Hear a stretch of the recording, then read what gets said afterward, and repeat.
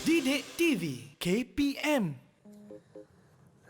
Saya masih tertanya-tanya bagaimanakah saya nak cantumkan pelindung muka dekat topi keselamatan ini. Kembali bersama kami di slot menengah atas dalam mata pelajaran Reka Cipta yang bersama kami di Didik TV KPM hari ini. Dan topik yang sama-sama kita akan belajar yang akan bantu saya merungkai bagaimana saya nak selesaikan masalah saya ini ialah pembinaan model olokan, dan tentunya saya bersama seorang guru iaitu Cikgu Khairul Bariah, Ketua Panitia Reka Cipta dari SMK Seri Kembangan. Baik Cikgu, hari ini Cikgu akan mengisahkan kita mengenai pembinaan model olokan, ya Cikgu? Ya. Baik, silakan Cikgu. Yang pastinya Hanif dan juga murid-murid di luar sana memang tak sabar untuk membuat aktiviti pembinaan model olokan. Okey. Sebelum kita nak mulakan aktiviti pembinaan model olokan ini, mari kita lihat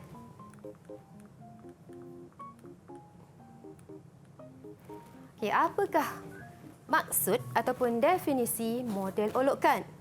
Model olokan ataupun mock-up ialah model yang tidak berasaskan skala dan boleh dikategorikan sebagai model separa siap untuk dibuat penilaian dan rujukan serta sukatan bagi model sebenar mahupun prototipe. Kita pergi kepada ciri-ciri model olokan pula. Ciri-ciri model olokan ada 4. Yang pertama, model statik, kaku. Yang kedua, tidak berfungsi. Yang ketiga, reka bentuk 3 dimensi. Dan yang akhir sekali, tidak berskala dan tidak mengikut saiz sebenar.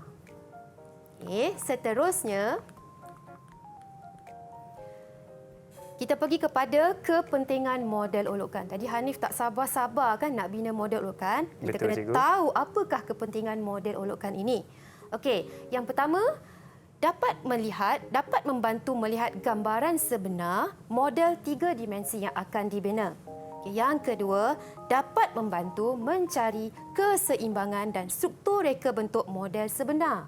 Dan yang akhir sekali, dapat membantu membuat penilaian dan penanda aras reka bentuk model 3 dimensi.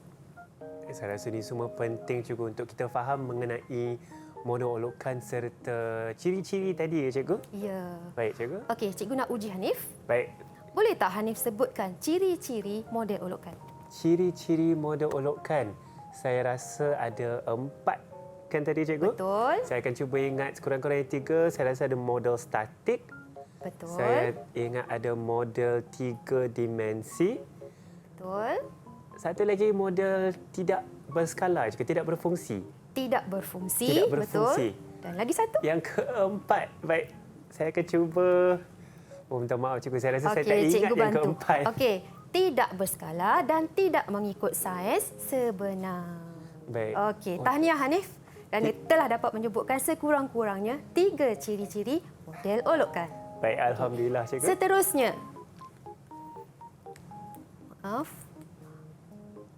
Kita akan lakukan perbandingan. Kita akan buat perbandingan antara model olokan, model dan juga prototipe. Sebelum tu, mari kita lihat apakah ciri-ciri model olokan. Tadi kita dah tahu 4 ciri-ciri model olokan. Yang ini ciri-ciri tambahan untuk model olokan. Model olokan dibuat sebelum model sebenar dibina. Yang kedua, tidak mengikut ukuran atau skala sebenar. Yang ketiga, dibina menggunakan bukan bahan sebenar. Dan yang keempat, tidak berfungsi. Contoh model olokan, kita boleh lihat helmet yang Hanif pegang pada awal rancangan tadi. Di sini di situ, dan juga drone mini yang ada di hadapan murid-murid semua.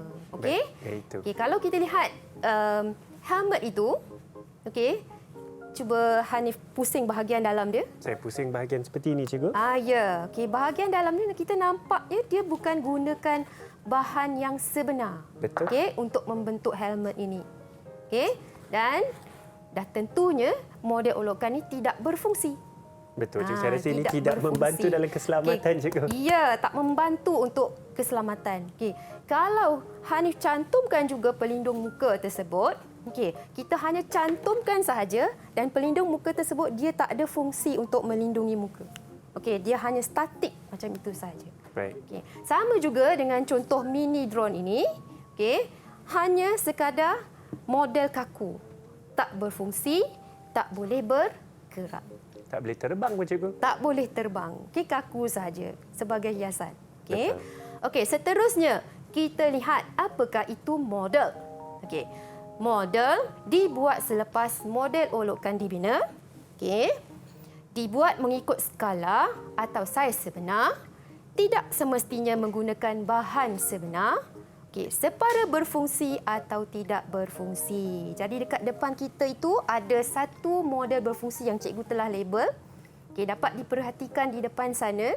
Di sini cikgu, di yang sini. tu, yang itu. Baik. Okey, ini ialah sebuah model berfungsi, okey, produk alat memerangkap serangga. Memerangkap serangga Ya, cikgu. alat memerangkap serangga. Baik. Okey, sebenarnya model berfungsi ini dia berfungsi, separa berfungsi. Kalau kita hidupkan suis dia, kipas itu akan berpusing dan lampu dekat dalam sana dia akan menyala. Okey, jadi ini ialah model berfungsi. Ini Okey. model berfungsi. Ya. Okey. Baik. Seterusnya kita lihat apa pula prototype. Prototype dibuat selepas model dibina. Okey, dibuat mengikut saiz sebenar, dibina daripada bahan sebenar dan berfungsi sepenuhnya. Okey, jadi di sini cikgu ada bawa contoh prototype. Lihat di depan sana. Yang ini, cikgu, sebuah boleh dikatakan sebuah beg. Okey, dibuat selepas model dibina, dibuat mengikut saiz sebenar. Okey, itu ialah saiz sebenar. Okey, dibina daripada bahan sebenar. Kalau kita lihat bahan yang digunakan ialah logam. Logam juga. Logam ya Hanif. Okey, dan berfungsi sepenuhnya. Okey, cuba Hanif uji prototype itu. Betul ke dia boleh berfungsi Boleh sepenuhnya? pegang, saya rasa beg harus dipegang. Okey. Boleh diangkat dan beg untuk menyimpan barang tentunya kita tengok dia, saya rasa ada bahagian di sini yang boleh dikunci. Kemudian kita boleh buka. Saya boleh simpan barang di dalam ni, cikgu. Ya, dan bahagian dalam boleh disimpan barang. Disimpan Jadi barang. itulah dia prototype, okey, yang boleh berfungsi sepenuhnya.